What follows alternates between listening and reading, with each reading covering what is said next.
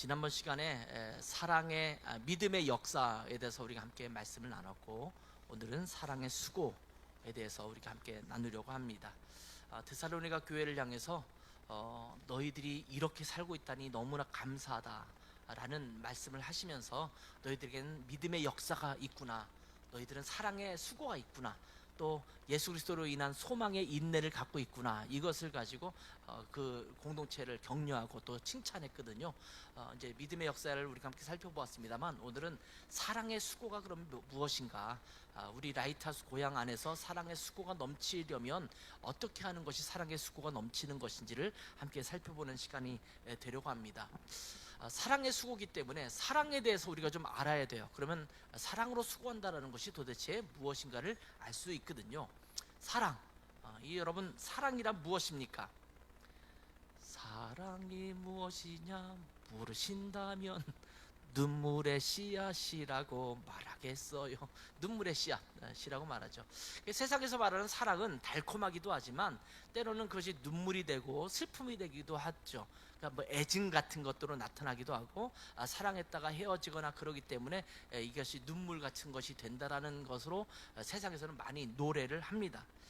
그렇기 때문에 사랑이라는 말을 어떤 때는 알다가도 모르는 것 같은 느낌을 갖는 것이 많이 생각되고 있습니다. 또 사랑이라는 것은 일반적인 세상에서도 많이 불려지는 노래이기도 하고 주제이기도 하지만, 그리스도인들에게 있어서는 믿음만큼이나 많이 사용되고 있는 단어 중에 하나가 사랑입니다. 이 사랑은 기독교뿐만 아니라 모든 세계 전반적으로 굉장히 많이 떠오르는 화두, 또 주제이기도 합니다. 드라마나 또 영화나 소설이나 이런 내용들을 보면, 또 많은 분들이 시를 쓰면서 시에 있는 내용들을 보면 굉장히 많은 주제가 이 사랑이라는 것에 집중되어 있는 것을 보게 되거든요. 근데 우리 그리스도들도 굉장히 사랑을 많이 이야기하고 있지만, 믿음처럼 사랑도 실제로는 행해지지 않고 그저 허공에 떠다니고 있는 그런 것처럼 느껴지기도 합니다. 왜냐하면 많은 사람들이 교회에서 사랑을 얘기한다고 말하고, 예수 믿는 사람들이 사랑의 삶을 살아야 된다고 말은 하긴 하지만 실제로 그 사랑을 느끼지 못하고 있는 사람이 많다는 게 문제점이 있습니다. 우리 그리스도인들이 사랑이라는데 왜 우리는 그 사랑을 잘 못 받지? 꾸며진 사랑, 겉으로 이렇게 드러나는 외형적인 것으로 뭔가 드러내는 사랑의 모습은 있을지 모르는데, 그것이 진정으로 나에게 다가오지 못하는, 저거는 나한테 뭔가를 보여주기 위해서 저런 표정을 짓고 저런 행동을 하는구나 라고 느껴지기만 하고, 실제적인 진정한 마음이 느껴지지 않으면 사람들은 많이 그것을 가식이라고 볼 수가 있거든요. 이 젊은이들은 사랑하면 서로 좋아하고 또 마음이 푹 빠져서 늘 생각하고 만나고 싶어하고, 만나면 정말 좋다라고 느끼는, 이것이면 사랑이다라고 말하기도 합니다. 뭐 이러한 사랑도 틀린 말이라고 할 수가 없어요. 젊은이들이 갖고 있는 이 사랑의 마음을 우리가 그것은 아니야, 가짜야 라고 말하는 것도 어렵습니다. 그건 분명히 사랑의 한 부분이기도 할 것입니다. 보통 헬라어에서는 그걸 나누기도 하죠. 에로스적 사랑이라고 이야기도 하는데, 아무튼 그것도 사랑이라고 말할 수 있어요. 그렇지만 요즘의 사랑을 잘 보면 너무 변덕스러운 것을 많이 발견하게 됩니다. 텔레비전 드라마나 또 영화를 봐도 쉽게 사랑에 빠지고 또 쉽게 헤어집니다. 이 금사빠들이 많죠. 금방 사랑에 빠진다고 해서 금사빠라고 부르는데, 이 금사빠들이 많은데, 그렇게 사랑에 빠졌다가도 어느 순간에 이별하기도 하고 쉽게 헤어지기도 하고, 그런 경우를 많이 발견하게 됩니다. 사랑만 하면 나타나는 현상이 뭐냐면, 서로 상처받고 눈물 흘리다가 어쩌다가 잘 되면 해피엔딩이 되고, 그렇지 못하면 애증의 관계로 끝나는 그런 경우를 많이 보게 되죠. 잘 되면 잘 안 되면 안타깝게 헤어지고, 잘 되면 그나저나 이런 저런 그 우여곡절을 겪으면서 사랑의 해피엔딩을 갖는 경우를 보게 됩니다. 저는 그런 내용들을 보면서 가끔씩 그런 생각을 해요. 왜 사랑하는데 상처를 받아야 되는가? 사랑의 마음이 극진하면 사실은 상처를 주는 것이 아니라 상대방을 받아줄 수 있는 그런 마음이 아닐까라는 생각이 듭니다. 오늘 본문에 보면 사랑의 수고에 대해서 얘기하고 있어요. 너희 교회에 사랑의 수고가 많이 있어서 너희로 인해서 감사하다, 이렇게 말하는데, 이 사랑의 수고라는 게 도대체 뭘까요? 사랑의 수고는 수고를 하되 사랑에 근거해서 하는 수고를 말하는 겁니다. 열심히 섬기고 봉사하고 다른 사람을 챙겨주고 이렇게 하는데, 왜 그렇게 하냐면 어쩔 수 없이 누가 시켰으니까, 내가 뭐 집사니까 목사니까 이렇게 해야지 라고 하는 것이 아니라 사랑하는 마음 때문에 수고하고 있는 그런 모습이 보인다라는 거예요. 자, 여기 보면 헬라어 원어에서 이 사랑의 수고를 찾아보니까 투 코프 테스 아가페스라는 말이 쓰여집니다. 이 투 테스, 이것은 이제 정관사에 해당되는 거고요. 이제 코프가 이제 수고고 아가페스가 이제 사랑이거든요. 이 아가페라는 단어는 여러분도 잘 아시죠? 무조건적인 사랑을 말하는 겁니다. 어떤 조건을 보고 사랑하는 것이 아니라 그냥 아무런 조건 없이 사랑하는 것을 말하는 것입니다. 그런데 이 수고라는 단어가 코프라는 단어가 쓰여지는데, 이 코프라는 단어는 그 원형이 코포스라는 단어예요. 이 코포스라는 단어는 재미있는 해석이 쭉 번역이 될 수 있습니다. 상처, 수고, 고통, 고생, 피로, 이런 의미를 갖고 있습니다. 그러니까 수고라는 것이 고생스러운 거예요. 고통스럽기도 합니다. 이 수고를 하면 피로감을 느끼기도 합니다. 사실은 사람들이 고생하기를 원하지 않죠. 상처받기를 원하지 않습니다. 또는 피로감을 느끼고 싶지 않습니다. 그런데 피로감을 느끼기로 자원하는 거예요. 고생하는 거예요. 내가 상처받을 수 있는데도 불구하고 행하는 거예요. 그게 사랑의 수고입니다. 사랑 때문에 고생을 감수하고, 사랑 때문에 피로감을 내가 감수하고, 사랑 때문에 내가 상처받을 수 있음에도 불구하고 내가 사랑을 하는 겁니다. 수고하는 겁니다. 이것이 바로 사랑의 수고라는 단어입니다. 우리 교회 안에서는 사랑하기 때문에 내가 피로감이 느껴지지만, 피곤하지만 내가 섬기는 거예요. 여러분, 주일 아침에 좀 편하게 쉬고 싶은데 여러분이 서둘러서 일찍 교회를 향해서 나오는 이유가 뭘까요? 믿기로는 주님을 향한 사랑 때문이 아니겠습니까? 주님을 사랑하기 때문에 기꺼이 내가 이 피로감을, 이 고생을 내가 감수하고 멀리서부터 이렇게 교회를 찾아오고 또 예배를 드리는 것 아니겠습니까?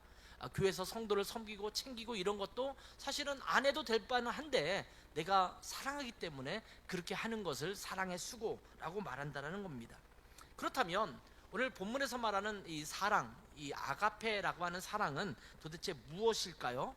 한번 이 사랑의 수고, 어떤 사랑을 가지고 내가 이렇게 수고하고 고생하고 해야 되는가를 살펴보았을 때, 이 사랑에 대해서 몇 가지를 좀 살펴보려고 합니다. 이 사랑은 어떤 것이 사랑이냐면 의지적인 것입니다. 그리고 변하지 않는 것입니다. 이것이 사랑입니다.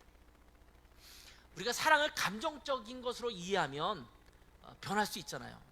옛날에 광고 그 문구 중에 하나가 그런 게 있었어요. 사랑은 변하는 거야. 그게 어떤 광고인지는 기억이 안 나요. 근데 제가 볼 때는 그 뭐 휴대폰 광고인가 뭐 그런 것 같은데, 통신사 바꿔도 된다 뭐 이런 말인 것 같아요. 제가 그냥 짐작컨대. 그러니까 지금까지 뭐 A라는 휴대폰 회사를 썼으면 지금 B로 옮겨라, 뭐 이런 의미가 아닐까요? 사랑은 바뀌는 거다. 근데 사랑은 변하지 않는 겁니다. 바뀌지 않는 겁니다. 자, 이러한 예수님의 사랑의 속성, 진정한 사랑을 베푸신 예수님의 속성에 대해서 잘 표현하고 있는 말씀이 있습니다. 요한복음 13장 1절인데요. 같이 한번 읽어볼게요. 시작. 유월절 전에 예수께서 자기가 세상을 떠나 아버지께로 돌아가실 때가 이른 줄 아시고 세상에 있는 자기 사람들을 사랑하시되 끝까지 사랑하시니라. 여기 보면 세상에 있는 자기 사람들, 자기의 제자들, 이런 사람들을 사랑하시되 끝까지 사랑하셨다, 이렇게 말씀하고 있습니다. 여러분, 세상 생각해 보세요. 예수님의 제자들이 예수님에게 마음에 드는 행동만 했을까요? 예수님이 돌아가시기 때까지만 해도, 아니 돌아가신 이후에 예수님께서 부활하실 때까지만 해도 이 제자들의 모습은 마음에 안 드는 구석이 너무나 많습니다. 뭐 부인하는 것도 하지요. 그 다음에 또 예수님께서 시키는 일을 하기보다는 엉뚱한 일을 벌이죠.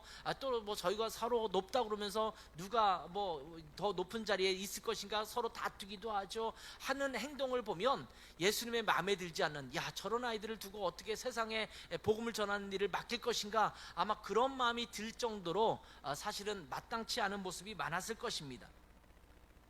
베드로는 예수님을 배반했고요. 또 다른 제자들도 다 주님을 버리고 떠나가 버렸습니다. 그런데도 주님은 뭐라고 말씀하시냐면 당신의 제자들을 사랑하시되 끝까지 사랑하셨다, 이렇게 말씀하고 있습니다. 이것이 진정한 사랑입니다. 상대방의 상태에 따라서 변하는 것이 아니라 상대방의 상태에 관계없이 사랑하는 것, 이것이 진정한 사랑입니다. 상대방의 마음에 안 들면 난 너 이상 너 사랑 안 해. 네가 내 마음에 들게 했으니까 너는 더 사랑할게 라고 말하는 것은 진정한 사랑이 아니라는 거예요. 이 조건이 있잖아요. 이 조건이 없는 사랑이어야 합니다. 나 당신과 사랑해서 결혼했지만 당신이 요즘 행동하는 것을 보니까 마음에 안 들어, 더 이상 너 사랑하지 않아. 이것은 상대방의 태도와 상대방이 나에게 주어지는 어떤 요소들, 이런 것들을 계산해서 사랑하느냐 마느냐를 결정하는 거잖아요. 그렇지 않은 것이 사랑이라는 거예요. 당신이 그래도 나는 여전히 당신을 사랑합니다. 이것은 가장 근접한 것이 부모님의 사랑인 것 같아요. 자녀들이 좀 못되게 굴어도 끝까지 사랑하지 않습니까? 그것이 부모님의 사랑입니다. 그런 것처럼 하나님의 사랑은, 또 하나님이 우리에게 하라고 하는 사랑은 그런 사랑이라는 말씀을 해주시고 있습니다. 요한일서 3장 18절을 여러분이 잘 아실 겁니다. 가장 그리스도인들이 많이 또 인용하는 말씀 중에 하나예요. 자녀들아, 우리가 말과 혀로만 사랑하지 말고 행함과 진실함으로 하자. 사랑에 대해서 얘기할 때 굉장히 많이 인용되고 있는 말씀입니다.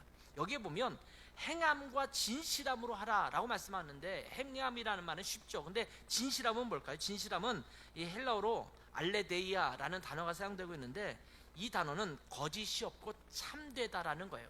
가식으로 하지 않는다라는 겁니다. 할 수 없이 한다라는 게 아닙니다.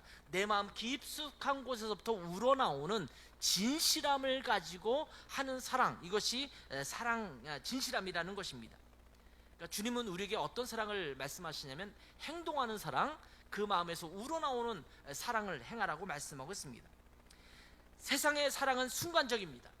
마음에 들면 사랑하고 시들해지면 더 이상 사랑하지 않습니다. 그렇지만 참사랑은 끝까지 변하지 않는 사랑입니다. 한번 결심하면 끝까지 유지하는 사랑, 즉 의지적인 사랑이 진정한 사랑입니다. 감정에 의해서 좌우되지 않는 것입니다. 내면 깊숙한 곳에서부터 의지적인 사랑으로 존재하는 사랑, 그런 사랑이기에 변하지 않는 것이 진정한 사랑이라는 것입니다. 제가 제 아내한테 프로포즈를 할 때 당신을 사랑합니다, 나와 결혼해 주십시오, 뭐 이런 말도 썼겠죠. 썼는데 제 아내는 기억을 못할 수 있을지 모르지만 편지를 쓰면서 제가 이렇게 썼어요. 나는 당신에게 헌신하겠습니다. 그때 당시 제 사랑에 대한 표현은 헌신입니다. 그러니까 이 사람에게 헌신하겠다라는, 제 인생을 드리겠다라는 겁니다. 그러니까 조건과 관계없이 그냥 감정적인 사랑이 아니라 온전히 드리겠다라는 거죠. 근데 지금 수십 년이 지나도 굉장히 괜찮은 말을 했다, 이런 생각이 들어요. 이것이 사랑입니다. 상대방이 밉게 보여도 밉게 행동해도 사랑하기로 결심했기 때문에 사랑하는 것, 이것이 진정한 사랑입니다. 보통 결혼 서약식 할 때 그런 말을 하잖아요. 내가 이 사람을 사랑했습니다. 그러면서 뭐라고 표현해요? 옛날에 많이 썼던 표현은 검은 머리가 파뿌리가 될 때까지, 병들 때나 하여튼 그런 표현들 쓰잖아요. 그 소리는 뭐냐면 상대방의 상황이 좀 바뀐다 하더라도 나는 당신을 끝까지 사랑하겠다 라고 하는 헌신이거든요. 그는 결단이고 그는 약속입니다. 그렇기 때문에 내가 사랑하기로 결단했습니다, 결심했습니다 라는 고백이기 때문에 그 사랑은 끝까지 유지되어야 합니다. 그렇기 때문에 결혼한 부부에게 저는 종종 그렇게 얘기합니다. 이혼의 위기가 있거나 어려움에 처해 있는 부부가 이렇게 상담하러 오면, 너희들이 옛날에 끝까지 사랑하겠다고 결심한 거잖아. 그러면 책임져. 제가 책임이란 말을 쓰거든요. 책임져야 돼. 끝까지 책임지는 사랑. 상대방을 사랑하기로 결단했기 때문에 그 사랑의 책임을 끝까지 지는 것, 이것이 부부다, 이렇게 이야기를 제가 많이 하거든요. 여러분, 예수님께서 우리를 보시면 어떠했을까요? 아마 못난이 투성일 것이라는 생각이 듭니다. 아마 그런 모습을 가지고 주님 앞에 나아간다면 주님 앞에 한없이 부끄러운 존재가 될 겁니다.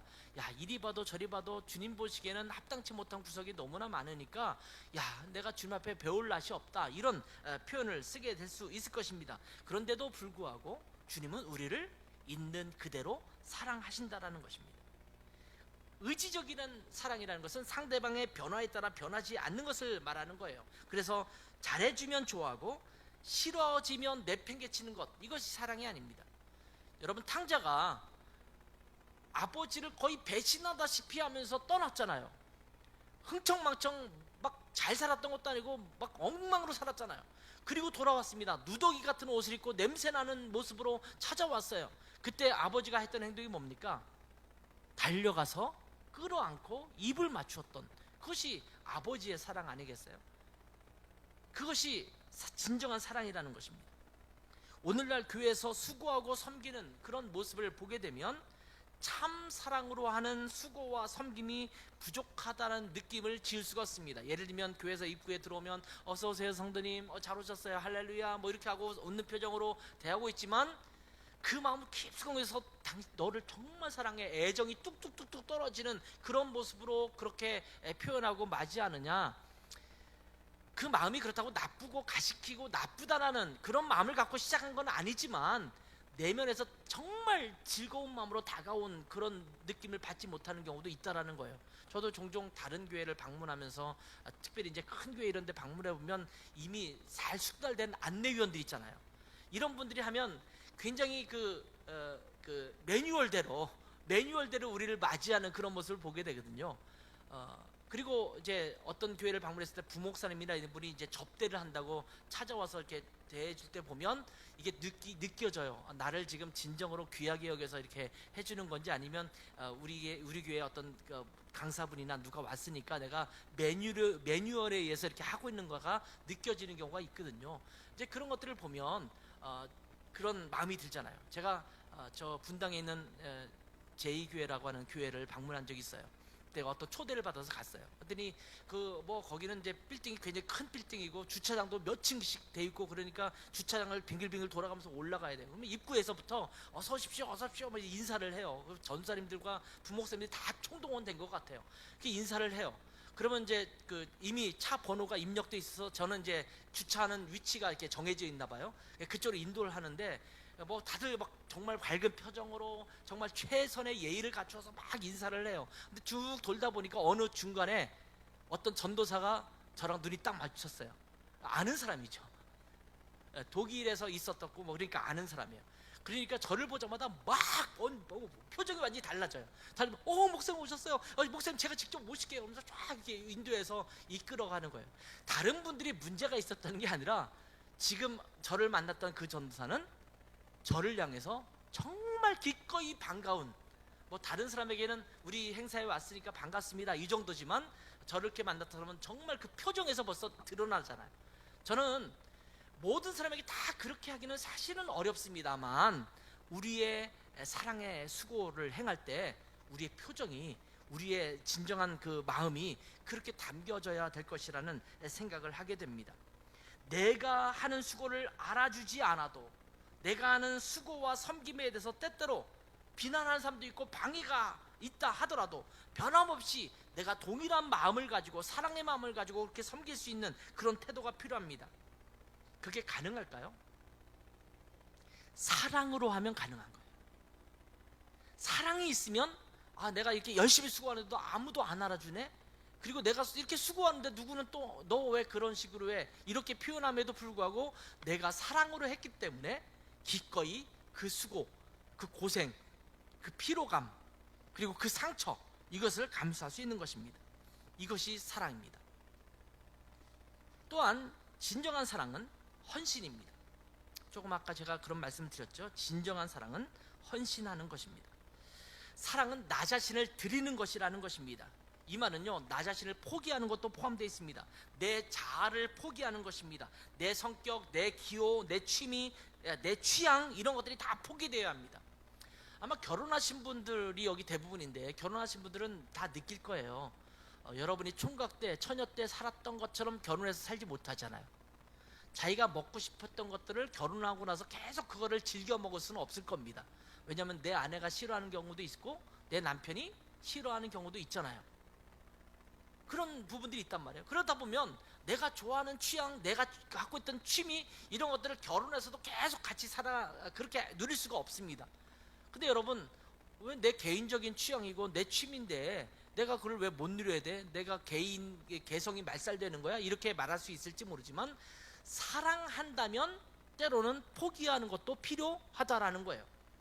그것이 정말 포기할 수 없는 진리의 것이라고 한다면 그건 또 다른 문제이긴 하지만, 그렇지 않은 것은 내가 기꺼이 내려놓을 수 있는 것, 이것이 사랑입니다. 예수 그리스도께서 하나님이신데 인간의 몸을 입으시고 죄를 대신 짊어지시는 것이 가당키나 한 일입니까? 하나님의 존재는 거룩하신 분이기 때문에, 의로우신 분이기 때문에 죄를 짊어져서는 안 돼요. 그럼에도 불구하고 기꺼이 자기 자신, 하나님의 신분, 지극히 높은 그 자리를 벗어버리고 이 땅에 인간의 몸을 입고 내려오신 것 아니겠습니까? 왜요? 우리를 사랑하시기 때문입니다. 주님께서도 기꺼이 헌신의 사랑을 우리 가운데 보여주셨습니다. 많은 사람들은 자기가 좋아하는 일에만 섬기려고 합니다. 교회 안에서도 내가 마음에 들고 또 내 성향에 맞고 이런 부분들에 섬기려고 해요. 그렇지 않은 것을 시키면 저는 그거 별로 좋아하지 않아요. 내 취향에 안 맞고 내 성격에도 안 맞습니다. 이렇게 말하기도 합니다. 내가 섬기다가도 조금이라도 내 마음에 좀 들지 않으면 언제든지 돌아서는 경우도 많이 있습니다. 그런 것들을 사랑의 수고라고 말할 수 없습니다. 물론 내 성향, 내 취미, 또 내가 좋아하는 것, 이런 것들에 따라서 섬길 수 있으면 너무 좋을 거예요. 그래서 내 은사에 따라서, 은사 배치라는 말 쓰는데 은사에 따라서 적재적소에 내가 섬길 수 있도록 도와주면 참 좋을 것 같잖아요. 그런 것이 참 좋지만 때로는 그렇지 못한다 하더라도 내 성향이나 내 또한 취미나 또 내 재능이나 이런 것과 관계없이 그 모든 것을 포기하고 섬길 줄 알아야 한다는 것입니다. 작은 교회면 더 그렇잖아요. 모든 은사와 재능을 갖고 있는 사람들이 다 있는 게 아니기 때문에 때로는 내가 할 수 없는 일을 배워서라도 해야 되는 경우도 있거든요. 저는 외국에서 한인교회를 하다 보니까 좀 규모가 커졌을 때는 괜찮은데 처음 작았을 때는 뭐 북치고 장구치고 모든 것을 다 해야 되는 상황이 생기거든요. 그러면 다 성악을 전공하고 악기를 전공했는데 거기 기술적인 활동이나 뭐 컴퓨터나 이런 것들을 가지고 하는 것들을 배워서라도 해야 되는 경우도 있잖아요. 그래서 제가 독일에 있어 사역할 때 파워포인트나 이런 거를 할 방송팀에서 일할 사람들을 찾기가 어려웠어요. 왜냐하면 음악 전공자들이 대부분이다 보니까 그런 것에 익숙하지 못한 사람이 많아요. 제가 아마 하람이도 그런 광고를 잘 기억할 수 있을지 몰라요. 제가 그런 식으로 늘 광고를 합니다. 자, 방송실에서 음향실에서 일하실 분 있으면 좀 자원해 주십시오. 컴퓨터를 껐다 켤 줄만 알면 됩니다. 이렇게 광고했거든요. 껐다 켤 줄만 알면 와서 좀 배워서 하면 된다라는 광고를 하는 거거든요. 그러면 이제 정말 껐다 켤 줄만 아는 사람도 자원해서 와서 섬기면서 시작하기도 했는데, 그런 교회 공동체를 사랑하고 내가 여기에 뭔가라도 섬기는 것에서 도움을 줄 수 있다면 내가 하겠다라는 기꺼이 사랑의 수고를 하고 있는 것입니다. 뿐만 아니라 나를 포기할 뿐만 아니라 내 시간을 좀 드려야 합니다. 여러분, 사랑한다는 것은 상대방을 위해서 시간을 내는 것입니다. 교제의 시간을 내고 상대방을 위해서 기도하는 시간을 내고 서로 연락하고 시간을 내어서 만나고, 이런 것이 진정한 사랑의 모습입니다. 모든 성도들이 1:1 양육을 참여하는 것을 저는 원하는데, 만약 그렇게 하려면 피곤한 일입니다. 1:1 양육을 하려면 주일날 말고 평일날 또 예배 시간 말고 다른 시간에 시간을 별도로 내야 되거든요. 그러니까 피곤하고 힘든 일이니까 이게 참 쉽지가 않더라고요. 현대사회를 살아가는 직장인들에게 이게 쉽지가 않아요. 근데 이 일을 하려면 시간을 투자해야 되지 않습니까? 내 시간을 포기하지 않고는 할 수 없는 일입니다. 상대방을 위해서 성경 공부를 준비하고 만나서 나누고 종종 연락을 취해야 되고, 상대방에게 고민이나 또 문제가 있으면 찾아가고 상대방을 위해서 기도의 시간을 내는 것, 이것이 뭐 우리 직이라든지 1:1 양육을 하는 리더라든지 이런 사람들이 해야 될 일이라고 한다면 굉장히 많은 것들을 투자해야 되잖아요. 이것이 바로 사랑의 수고라는 것입니다. 시간뿐만 아니라 돈도 투자돼야 합니다. 내게 주어진 물질을 상대방을 위해서 포기하는 것입니다. 내가 이것을 내가 다 쓰면 내가 이렇게 여유 있게 쓸 텐데 이것을 일부를 제한하고 지금 이렇게 헌신하는 거잖아요. 우리 조명우 목사님과 손수영 집사님이 이사를 하시면서 거기 집 얘기를 하면서 뭘 싱크대인가요? 뭘 넣어줘야 되기 때문에 그럼 우리가 우리 집에 이걸 할 것을 좀 포기하고 이걸 넣어주도록 하자. 제가 볼 때는 사랑의 수고인 것 같아요. 기꺼이 나를 포기하는, 내가 누릴 수 있는 것들을 일부 포기하고 내어주는 것, 이것이 사랑의 수고죠. 그러니까 시간도 투자하고 물질도 투자하고 또 내가 갖고 있는 재능과 시간이나 이런 성향이나 이런 것들도 포기할 줄 아는, 이것이 진정한 사랑이라는 것입니다. 사랑은 헌신입니다. 사랑하는 우리 성도 여러분, 사랑은 그저 감정적인 것이 아니라 또한 추상적인 것이 아니라 철저한 헌신이라는 것을 기억해야 합니다. 수고에는 헌신이 필요합니다. 그렇게 할 때 많은 사람들에게 기쁨을 주게 되는 것입니다. 세 번째는 사랑은 실천할 때 완성됩니다. 자, 요한 1서 3장 18절 말씀을 함께 볼까요? 요한 1서 3장 18절, 아까 읽었던 말씀인데 같이 한번 읽습니다. 시작. 자녀들아, 우리가 말과 혀로만 사랑하지 말고 행함과 진실함으로 하자. 자, 여기 사랑을 하되 오직 행함과 진실함으로 하자, 이렇게 말씀하고 있습니다. 자, 많은 사람들이 말과 혀로만 사랑합니다. 교회에서처럼 사랑의 말이 풍성한 데가 없어요. 집사님 사랑합니다, 성도님 사랑합니다, 우리 서로 사랑해요, 뭐 찬양도 뭐 서로 사랑하라 하면서 노래도 부르고 뭐 사랑이라는 이야기를 굉장히 많이 주고받습니다. 한국은 예전에 비해서 사랑이라는 말을 굉장히 많이 쓰는 것 같아요. 제가 이렇게 얼핏 듣기로는 일본에서는 서로 사랑한다는 말을 거의 안 쓴대요. 일본의 상황을 정통적으로 아는 분이 있는지 모르겠어요. 우리 종인이는 좀 알 것 같아요. 근데 일본에 가보면 우리처럼 사랑해 이런 말을 거의 안 쓴대요. 근데 이 사랑이라는 말을 이렇게 남발하는 나라가 그렇게 의외로 많지 않다라고 하더라고요. 미국이나 한국, 근데 한국은 미국의 영향을 받았는지 굉장히 많이 쓰고 있는 것 같아요.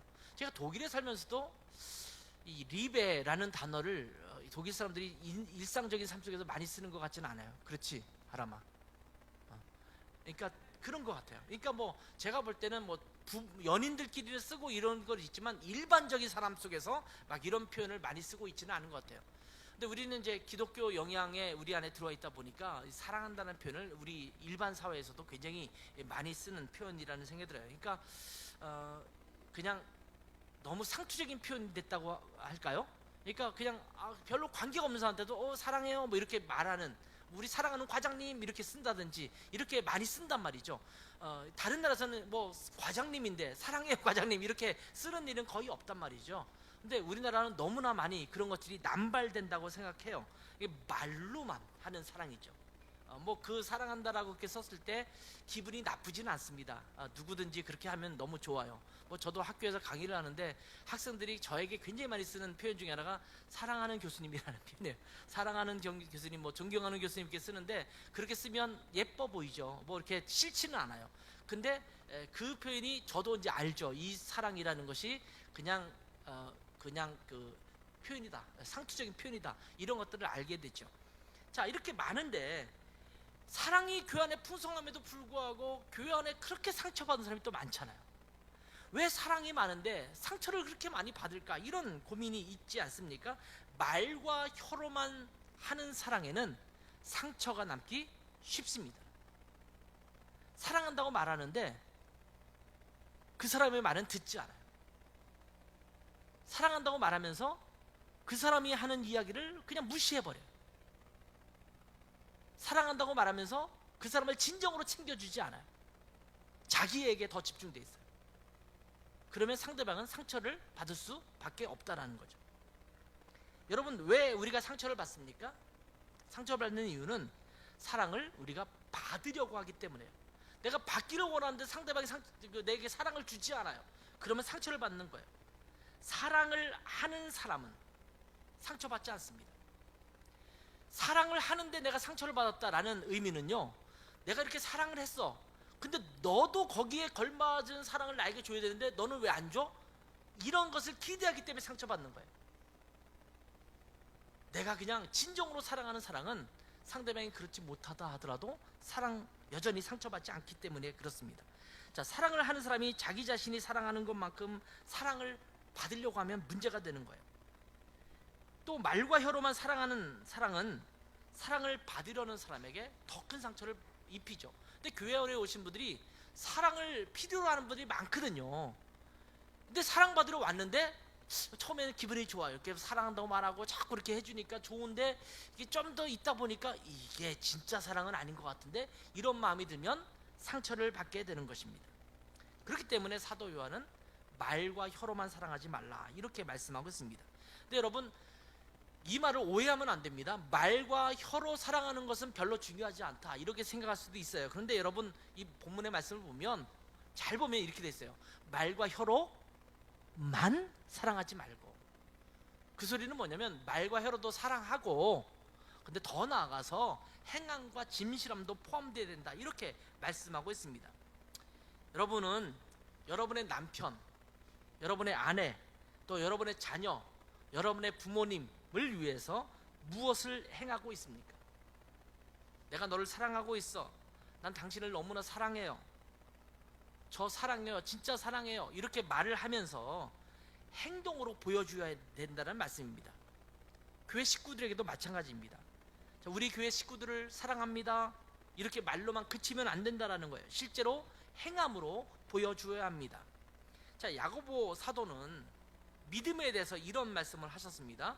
자, 이 말씀 중에서 이 믿음이라는 단어를 사랑으로 바꿔도 거의 변함이 달라지지 않습니다. 2장 14절부터 18절을 보면 내 형제들아 만일 사람이 믿음이 있노라 하고 행함이 없으면 무슨 유익이 있으리요? 그 믿음이 능히 자기를 구원하겠느냐? 만일 형제나 자매가 헐벗고 일용할 양식이 없는데 너희 중에 누구든지 그에게 이르되 평안히 가라 덥게 하라 배부르게 하라 하며 그 몸에 쓸 것을 주지 아니하면 무슨 유익이 있으리요? 이와 같이 행함이 없는 믿음은 그 자체가 죽은 것이라. 어떤 사람은 말하기를 너는 믿음이 있고 나는 행함이 있으니 행함이 없는 내 믿음을 내게 보이라. 나는 행함으로 내 믿음을 내게 보이리라. 자, 사랑도 똑같습니다. 사랑도 당신 춥군요. 당신은 배고프군요. 그럼 맛있게 먹고 좀 요기를 하세요. 아니면 추운데 좋은 옷을 좀 패딩 같은 거 좋은 거 사서 입으세요. 이 사람은 돈이 없어서 먹을 것도 없고 입을 것도 없는데 말로만 그렇게 하는 것은 아무런 의미가 없다라는 거예요. 오히려 그런 때는 상처가 되기 쉬워요. 나는 지금 헐벗고 있는데 지금 말로만 왜 그렇게 살아? 이렇게 말하는 것은 그 사람에게 더 큰 상처가 될 수 있다라는 말씀입니다. 여러분 이런 시를 기억하십니까? 예전부터 많이 우리에게 알려진 시입니다. 울리지 않는 종은 종이 아닙니다. 불려지지 않는 노래는 노래가 아닙니다. 표현되지 않는 사랑은, 그러니까 행해지지 않는 사랑은 사랑이 아닙니다. 내가 사랑한다면 그 사랑이 행동으로 드러나야 한다는 것입니다. 여러분의 사랑의 수고는 지금 표현되어지고 행해지고 있는지 한번 살펴보아야 합니다. 자, 마지막으로 이 사랑은요 믿음의 역사와 반드시 함께 있어야 합니다. 자, 고린도전서 13장 1절부터 3절을 보면 우리 사랑장이잖아요. 사랑장이 이렇게 말합니다. 내가 사람의 방언과 천사의 말을 할지라도 사랑이 없으면 소리나는 구리와 울리는 꽹과리가 되고 내가 예언하는 능력이 있어 모든 비밀과 모든 지식을 알고 또 산을 옮길 만한 모든 믿음이 있을지라도 사랑이 없으면 내가 아무것도 아니요 내가 내게 있는 모든 것으로 구제하고 또 내 몸을 불사르게 내어줄지라도 사랑이 없으면 내게 아무 유익이 없느니라. 여기에 보면 방언을 내요. 천사의 말을 내요. 또 예언하는 능력이 있어요. 얼마나 놀라운 능력입니까? 정말 신비한 역사가 나타나는 거예요. 이 믿음의 역사 같은 게 나타나는 거예요. 근데 여기에 사랑이 없으면 아무것도 아니다. 이렇게 말하는 거예요. 교회에서 아무리 큰 능력이 나타나고 뭐 믿음의 기적이 나타나고 뭐 병남이 일어나고 이런 모든 일이 일어난다 하더라도 거기에 사랑이 빠져 있다면 그것은 아무것도 아니다. 이렇게 말씀하고 있는 거예요. 사랑이 없으면 우리의 사역 자체가 아무런 쓸모없는 사역이라고 말씀하고 있는 것입니다.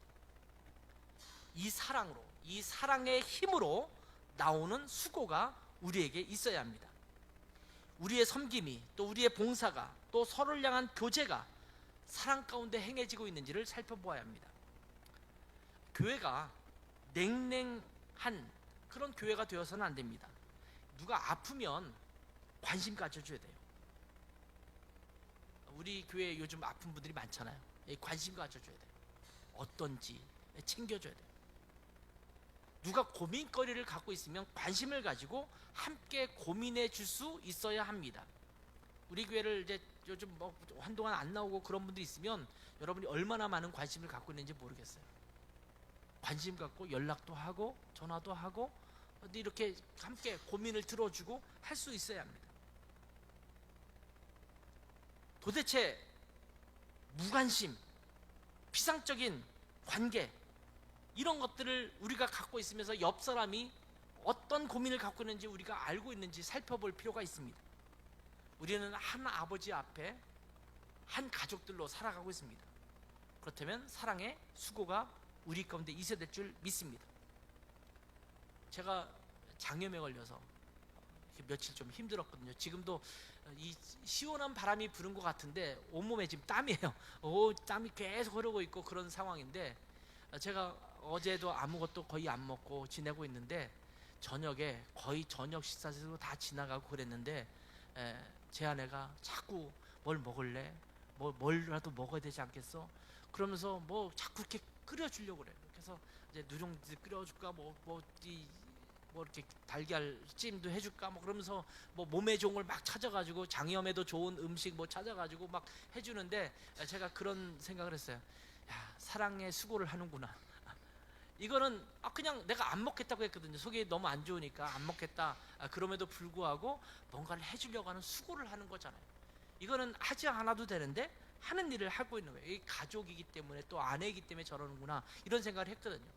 그러니까 우리가 그런 마음을 가지고 성도들을 대하고 또 옆에 있는 지체들을 대하는 사랑의 수고가 필요할 줄 믿습니다. 데살로니가 교회는 이런 사랑의 수고가 있었다라는 것입니다.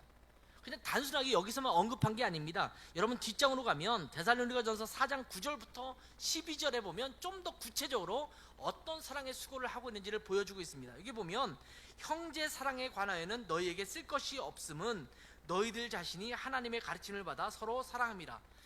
더 이상 너희들한테 할 말이 없어. 너희 너무 잘하고 있어. 지금 그렇게 말하고 있는 거잖아요. 너희가 온 마게도냐 모든 형제에 대하여 과연 이것을 행하도다. 그냥 데살로니가만이 아니라 데살로니가를 중심으로 한 그 주변에 있는 마게도냐 지역에 있는 다른 그리스도인들, 다른 교회의 성도들에게도 이 사랑을 행하고 있다라는 것입니다. 그러면서 형제들아 권하노니 더욱 그렇게 행하고 또 너희에게 명한 것 같이 조용히 자기 일을 하고 너희 손으로 일하기를 힘쓰라. 이는 외인에 대하여 단정히 행하고 또한 아무 궁핍함이 없게 하려 함이라. 여기 보면 지금 뭔가 자기 손으로 힘쓰고 아무런 궁핍함이 없이 뭔가 열심히 행해서 사랑의 수고를 행하고 있는 그들의 모습을 보여주고 있는 거거든요. 데살로니가 교회는 이런 일을 잘 하고 있는 그런 교회 공동체였음을 보여주고 있는 것입니다. 우리 라이트하우스 고향의 사랑이 이와 같기를 저는 소망합니다. 서로 믿음의 역사가 막 나타날 뿐만 아니라 사랑의 수고가 서로에게 계속 주고받아지는 그런 교회의 공동체가 되길 바랍니다. 우리 교회 안에서 이것이 행해지고 이 데살로니가 교회처럼 고양시, 그리고 대한민국, 그리고 온 세계 가운데 이 라이트하우스 고향의 사랑의 수고가 충만해지기를 소망합니다. 서로 사랑의 수고를 나누는 우리 신실한 하나님의 자녀들 되기를 주님의 이름으로 축원합니다. 기도하겠습니다. 아버지 하나님, 주님께서는 우리에게 믿음의 역사가 일어나는 교회가 되기를 원하실 뿐만 아니라 그냥 믿음의 놀라운 역사가 아니라 사랑의 수고가 이 안에 곁들여진다고 말씀하시고 있는데, 하나님 우리 교회 공동체가 사랑의 수고로 가득한 교회가 될 수 있도록 은혜 주시옵소서. 우리가 사랑 때문에 때로는 피곤함도 무릅쓰고 또 우리가 상처를 받는 것도 무릅쓰고 고생과 또한 피곤함, 피로함을 무릅쓰고 우리가 사랑의 행위를 하는 저희들 되게 도와주시고, 이것을 통해서 하나님의 놀라운 역사를 온전히 이루어가는 복된 공동체 될 수 있도록 축복하여 주시옵소서. 감사하며 예수님의 이름으로 기도했습니다. 아멘.